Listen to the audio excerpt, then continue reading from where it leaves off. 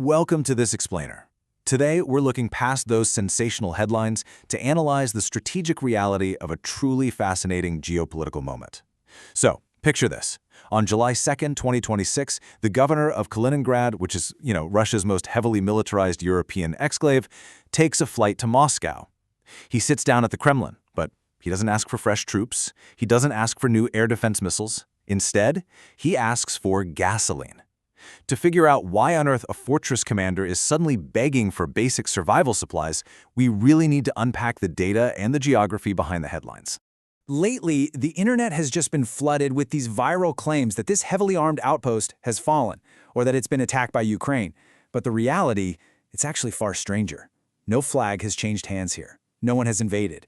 The bizarre underlying truth is that Kaliningrad is slowly, quietly being starved of fuel from the inside out. The fortress hasn't been erased. It's literally just running out of gas. Just listen to what was actually requested during that Kremlin visit. The governor went to Vladimir Putin and asked for gasoline, for ferries to transport goods, and for subsidized plane tickets so ordinary residents could afford to fly home. I mean, sit with that image for a second. This is a region that hosts the entire Baltic fleet. It's bristling with electronic warfare arrays and missile batteries. And yet, its governor is standing in the Kremlin asking for life support logistics, like a guy begging a bank to extend his overdraft. All right, let's get into Section 1, Anatomy of a Fortress. We're going to see how geography is actually the fatal flaw here. So, Kaliningrad is an exclave. It's a slab of Russia, roughly the size of Connecticut, that's completely separated from the mainland. It's wedged right between Poland and Lithuania on the Baltic Sea, home to about 1 million residents. Now, since overland transit through NATO member Lithuania was heavily restricted after the 2022 invasion of Ukraine, virtually everything Kaliningrad needs to survive has to arrive by this highly vulnerable sea route. We're talking ferries shuttling all the way across the Baltic from near St. Petersburg just to keep the lights on. And what happens when that lifeline gets strained? Well, the exclave is forced into severe economic triage. Back on June 25th, they strictly capped fuel sales. We're talking a maximum of 30 liters of gasoline and 60 liters of diesel per vehicle. Prices at the pump? They spiked to nearly 70 rubles a liter. But honestly, the most telling detail is that authorities started restricting those ferries to prioritize what they delicately call life support cargo. That's the language of triage, right? It's what a government says when they have to decide who gets to survive first, just to keep the region breathing. Moving on to Section 2, Starving the Bloodstream. Let's look at the macro strategy of targeting refineries. To really understand the starvation in Kaliningrad, we have to zoom out to Russia's macroeconomy. A recent Financial Times analysis reported an absolutely staggering 194 drone strikes on Russian oil refineries in just the first half of 2026 alone. So, rather than punching the fortress directly, Ukraine went after the specific, wildly expensive, hard-to-replace machinery that turns crude oil into the diesel and gasoline that runs both a country and a war. And the direct consequence of those 194 strikes is pretty massive. Severe fuel rationing has now spread to 78 out of Russia's 83 regions. Analysts estimate that these methodical strikes have knocked out roughly a quarter of the entire nation's refining capacity. Now, Kaliningrad is totally downstream of this national crisis. Think about it. When the national tank runs low, an isolated exclave relying on ships is going to feel the squeeze first. And they feel it the hardest. To anchor these numbers in some striking reality, BBC Verify recently geolocated a queue of over 600 cars waiting for fuel in Zabaikelsky Krai. This single line stretched for 4.5 kilometers. It was literally visible from orbit. This just proves that Kaliningrad's crisis is definitely not an isolated event. The region is just uniquely exposed to a nationwide logistical nightmare that spans 11 time zones. That brings us to Section 3, the lopsided economics, where we'll see how asymmetric warfare functions on a balance sheet. Notice the stark contrast here. A Ukrainian Firepoint FP1 drone costs about $55,000, which is roughly the price of a pickup truck. And they're reportedly building around 100 of these every single day.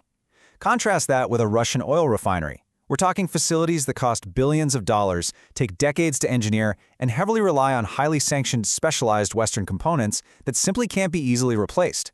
Trading the cost of a pickup truck for the disruption of a billion-dollar facility, that is an incredibly lopsided cost ratio. The absolute climax of this economic bleed happened on July 6th when they targeted the Omsk refinery in western Siberia. This single facility processes upward of 21 million tons of crude a year, representing roughly 10% of the entire country's refining capacity. It was the last of Russia's 11 biggest gasoline producers that had remained untouched, essentially the reserve tank the country was counting on to backstop the rest of the network. The sheer scale of this specific operation is just staggering. The Omsk refinery was hit from up to 3,000 kilometers away by Special Operations Forces. That makes it the deepest strike into Russian territory since the conflict began.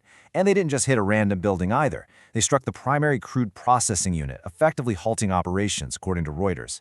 But here's the absolute most critical detail. Omsk is the sole domestic producer of catalytic cracking catalysts.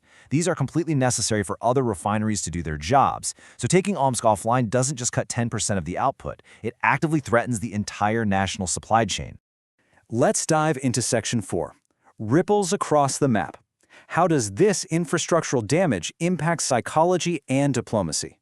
So this crisis compounds on the home front in a vicious cycle.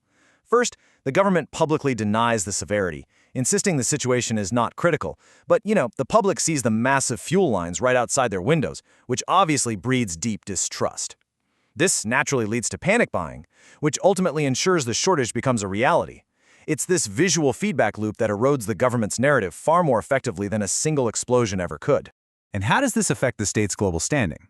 Well, a nation that built its entire identity on being an untouchable energy superpower is now importing tens of thousands of tons of gasoline from India. They've slapped a total ban on their own gasoline exports through July 2026, and they're floating a ban on diesel. All of this is happening right as 32 nations gather at a NATO summit in Ankara to discuss potential peace negotiations. This strategy is actively attempting to reshape the geopolitical leverage in the room before anyone even sits down at the table. And for sure, that impacts global energy markets and security for all of us. Which brings us to our final section, Section 5, Asset or Hostage. Let's look at the future of Kaliningrad. For 20 years, Kaliningrad was the outward threat, the dagger pointed straight at NATO, a major source of Kremlin leverage. But today, it's become a vulnerable liability. The hand holding the dagger is now desperately clutching a fuel voucher, actively consuming Kremlin resources, air defenses, and ferry capacities, instead of projecting strength outward. Furthermore, the map has fundamentally changed under Russia's feet. With Finland and Sweden recently joining the alliance, the Baltic Sea has essentially transformed into a NATO lake. Every single ferry desperately carrying that life support cargo from St. Petersburg to Kaliningrad must now thread through waters monitored entirely by alliance members. The strategic reality is that Kaliningrad holds zero geographical advantage here. Its survival depends entirely on the goodwill of a geography that is turned against it. So, we leave you with this final provocative thought to conclude our explainer today. If a highly militarized exclave requires constant rescue just to keep its local gas stations open, if it relies on a national supply chain that is rationing across 78 regions, is it an actual strategic asset, or is it just a threat we all agreed to believe in, right up until the fuel ran low? Thank you so much for joining me for this analysis. Keep questioning those headlines and keep looking at the data.